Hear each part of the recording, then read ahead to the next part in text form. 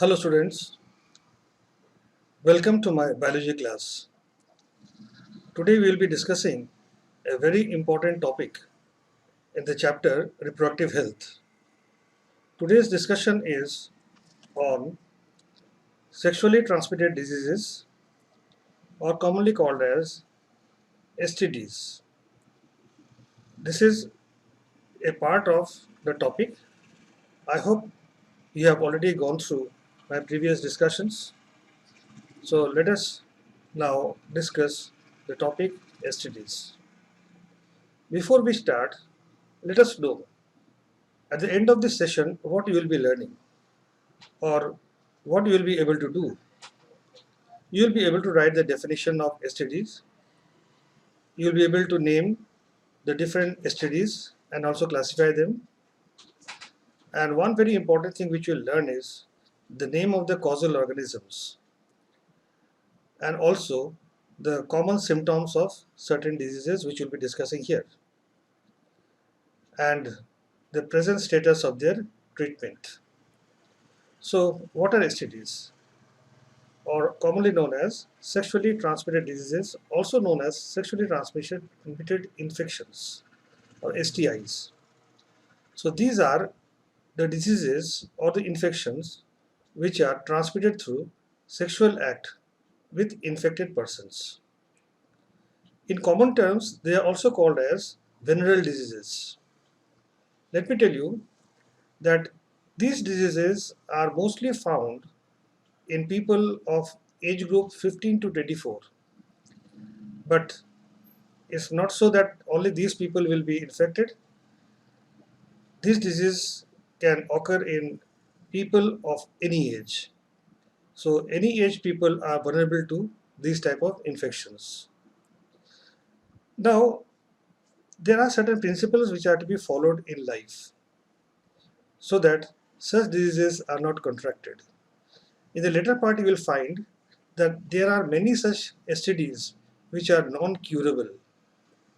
So it is very important that you understand these things, and everyone, be it a biology student or a non-biology student, a student who is not studying biology also, these things which are important for one's life, everyone should know this. So this should be included in the syllabus of all subjects, I suppose. Though in adolescent education, STDs, HIV/AIDS especially, they are being discussed. So introduction of adolescent education has been doing good job in making people aware, especially the children, aware of STDs. So certain principles need to be followed.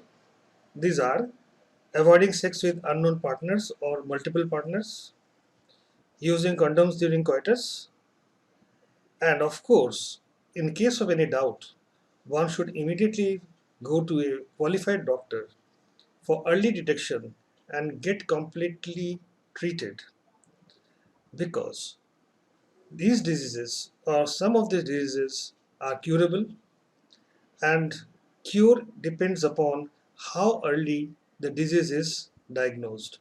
So in that case, whenever there is any doubt of an STD, the person should immediately contact a qualified doctor and get proper treatment and get rid of these diseases.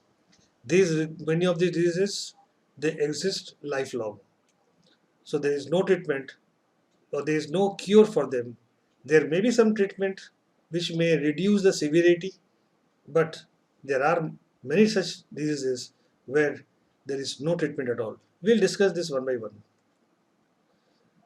Chlamydia, gonorrhea, trichomoniasis, syphilis, these are very common such STDs, and these are a matter of great concern even today.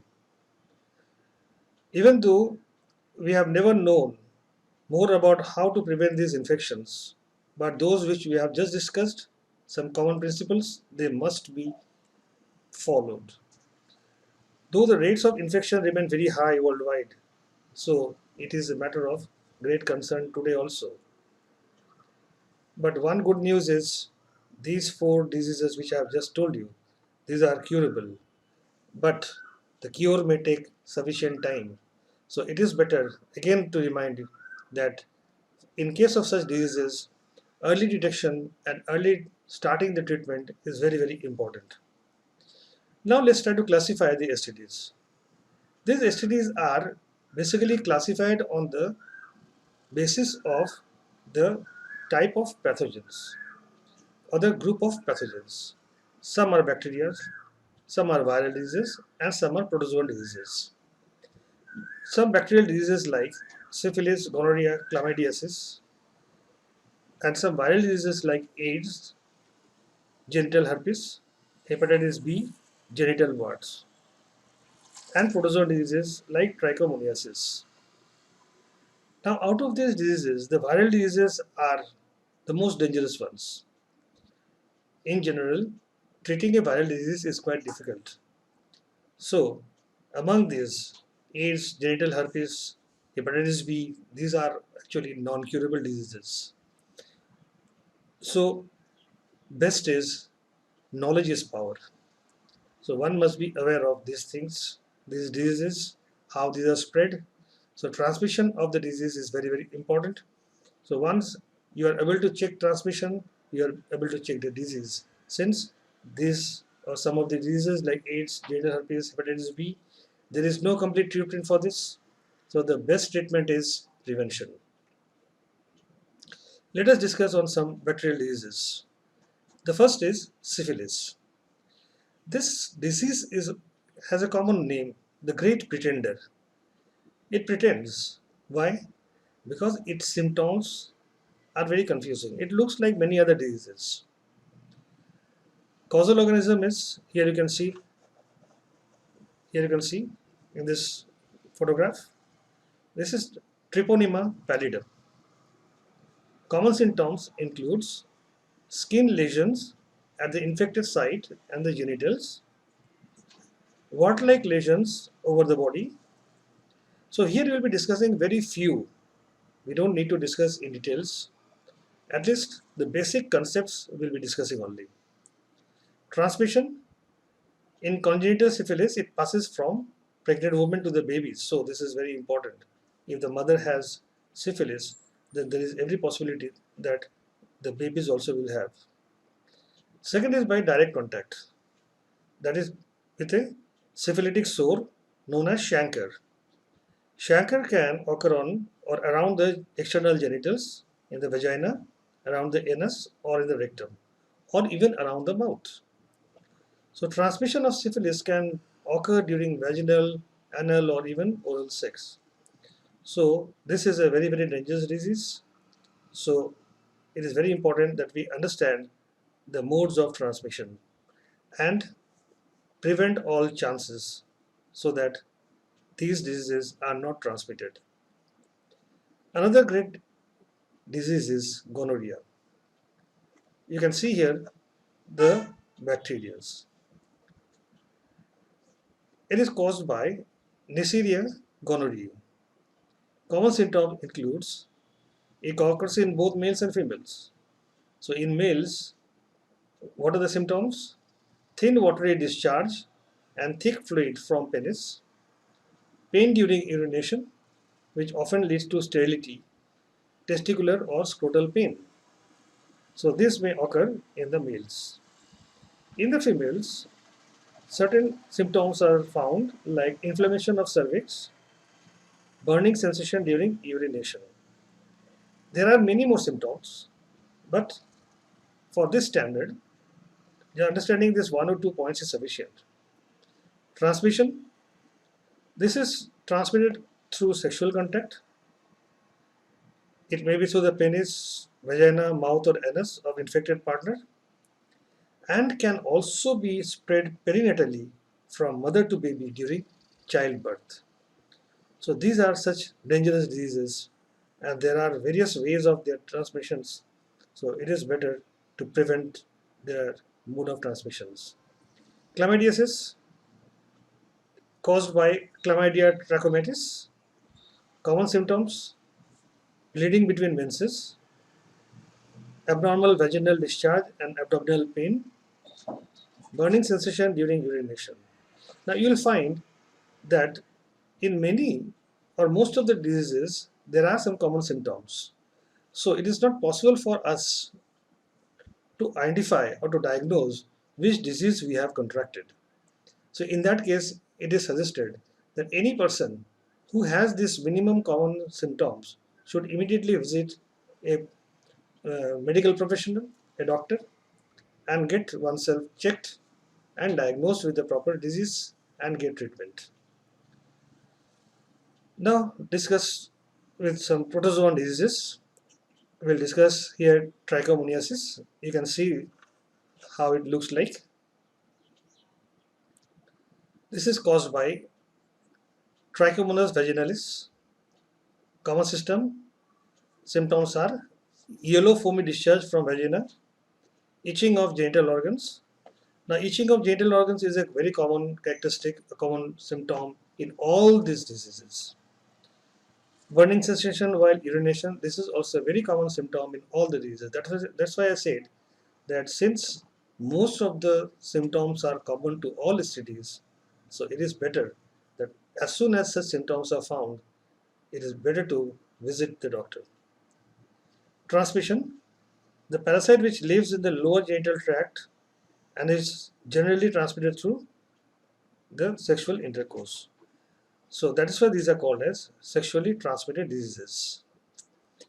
Now let us discuss on some viral diseases, starting with genital herpes, or called as HSV. This is caused by HSV, that is herpes simplex virus. You can see the structure of the virus here in this figure. This is the structure of the virus. Common symptoms here: small blisters on the penis or vagina, itching burning sensation during urination. These are common. So here you will find some blisters developing. Transmission. This is sexually transmitted that causes blisters or sores on the skin or around the genitals. Herpes simplex virus type 1 and type 2.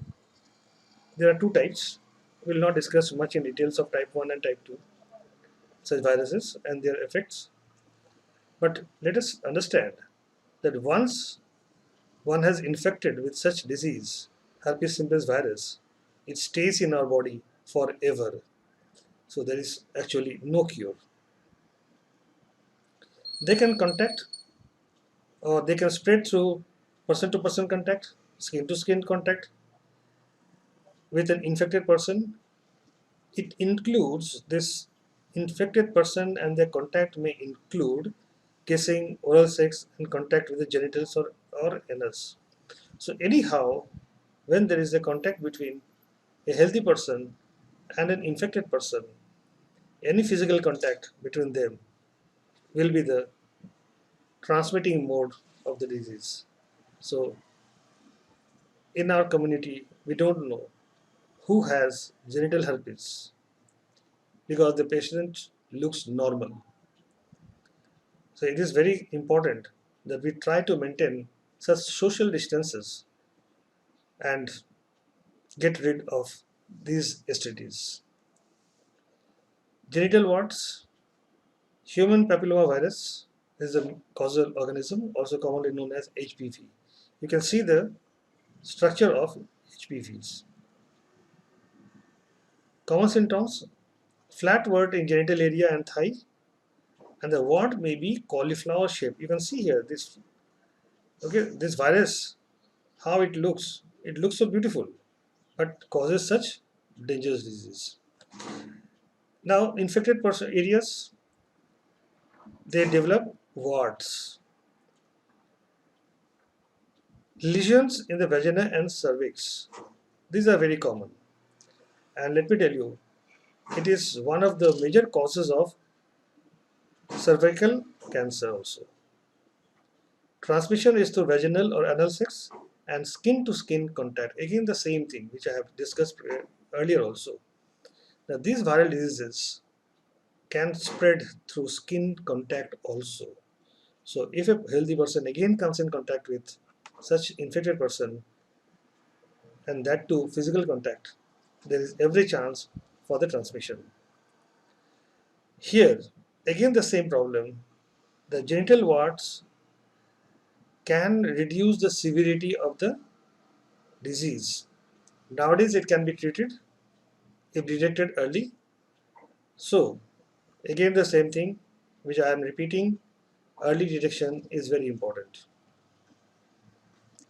Hepatitis B, hepatitis B virus is the causal organism and very common nowadays.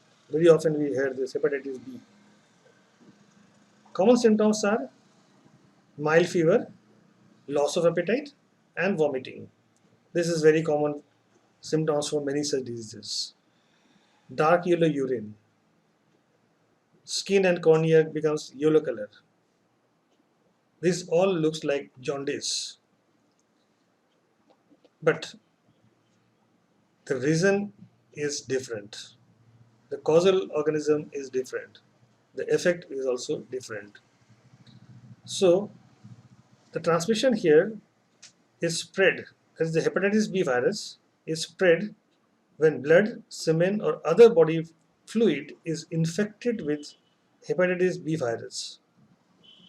So into a healthy person, they can enter through all this medium.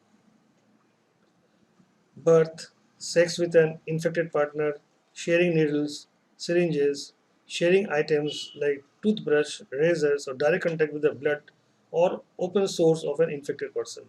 There are so many different types of contaminated items of hepatitis B, and they can be the source of infection.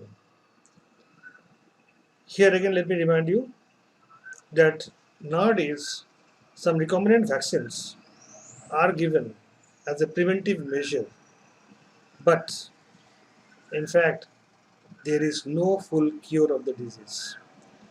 It may be prevented, but cannot be cured. Again, I am to remind that knowledge is power. Next, we come to one of the most severe diseases, that is AIDS, caused by HIV, human immunodeficiency virus. We'll discuss AIDS again in another topic in genetics. Common symptoms: swollen lymph node, fever with loss of weight, night sweats. There are many more.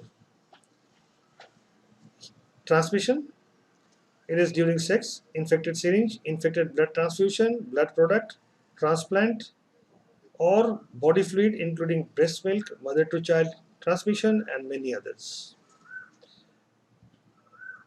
There is no cure for this disease, and a person with full-blown AIDS normally dies within 3 years.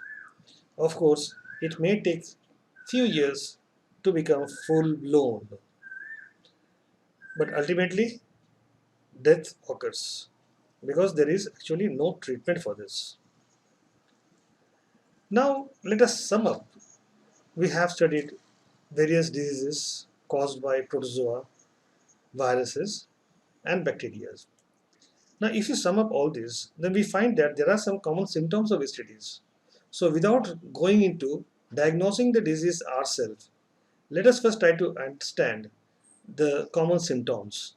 And on the basis of the symptoms, it is important that one visits the doctor and get proper diagnosis and its treatment. Early symptoms includes, these are minor, and most often we try to ignore this. And this includes itching, fluid discharge, slight pain, swelling in the genital region. Infected females are often asymptomatic. That is why these women, they remain undetected for a prolonged period. Absence or less significant symptoms in the early stages of infection, and social stigma. This is very, very important. The social stigma and early detection. These two are the major hindrances for STD treatment. These people ashamed of having such an infection. They pretend not to have any such diseases because of the social stigma, being isolated, fear of being isolated, and for this reason, they are not early diagnosed and they don't get the early treatment. If they remain untreated, what happens? Then more complications are possible. These more complications includes PID, that is pelvic inflammatory diseases. It may lead to abortions, stillbirths, ectopic pregnancy, infertility, and even cancer of the reproductive tract. So these are possible if when the diseases are in the minor stage, they are not diagnosed, not treated, this may end up with even cancer. As I said earlier, knowledge is power and knowledge prevents STDs. So again, before I wind up, let me remind all of you that STDs and STIs, diseases and infections, can happen to anyone. So we all must know how to prevent them and also know what to do if by chance we have contracted such diseases. Sex education for young adolescents is very much required, which the government is now doing through adolescent education program. Because this AEP or adolescent education program, this gives scientifically accurate information about many things: human development, reproductive health, contraception, childbirth, sexually transmitted infections, and also HIV. That's why I say that adolescent education must be given to all levels of education because you can't take chances. These diseases mostly are not curable, and even those which are curable, it takes long time because again the same problem, early detection and social stigma is the great hindrance. So it is very important that we need to reach to the children at young age so that we educate them about STDs, and this is the only way how we can prevent STDs and keep our society healthy. We must make easy access to STI and HIV counseling. This is very, very important. Though the government has worked a lot on this, there are HIV counseling centers, STDs in all hospitals, special wards for this. But it is very important that we, those having the disease, should be bold enough, should not be afraid of social stigma, should approach the hospitals, the doctors, and get treatment. It is our responsibility, it is the responsibility of the educationists also and the social workers to get people out of this social stigma. Then only these diseases can be prevented. Where there is no cure, prevention is the only cure. We must remember this. So we come to an end of the discussion on sexually transmitted diseases. Before I leave, let us first recall at least the names of the disease and the pathogens. Here we'll be just discussing on a few. We have discussed more than what is now listed.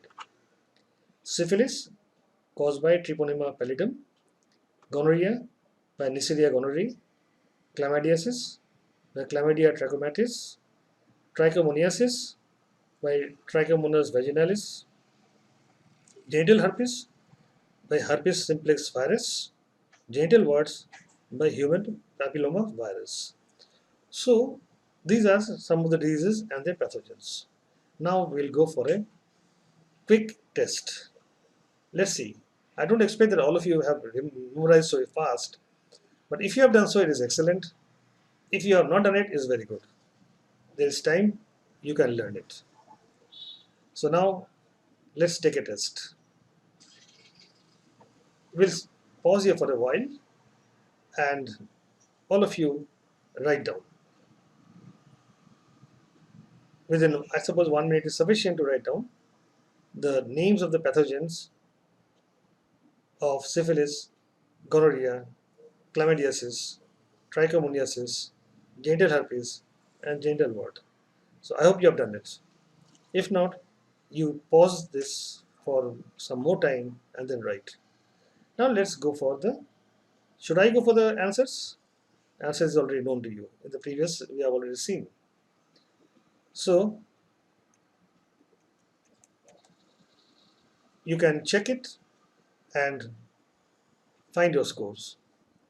Again, one more. Here now, you'll write the name of the diseases caused by these pathogens. Treponema, Neisseria, Chlamydia, Trichomonas, Herpes simplex, and human papilloma virus.